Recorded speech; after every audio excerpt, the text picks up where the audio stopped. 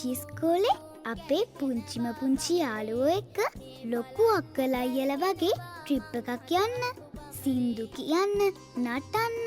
ඒ විතරක්ද? ගෙදර හැමෝමත් එක්ක ඒ ගමන යන්න අපි හීන බැලුවේ කවදා ඉඳන්ද? පාට බස් එකක හොද්දට හැමෝමත් එක්ක. අනේ ඒ විතරක්ද?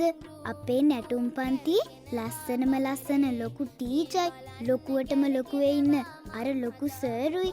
අනේ මගේ කිරියත්තයි නැන්දයි. අම්බෝ මේ ට්‍රිප් එක යන්න ඉන්න කට්ටිය මට නම් නිකන් පිස්සු වගේ. හරි. ඔන්න එහෙනම් අපි අපේ හීනේ වුණු ලස්සන ට්‍රිප් එක යනවා.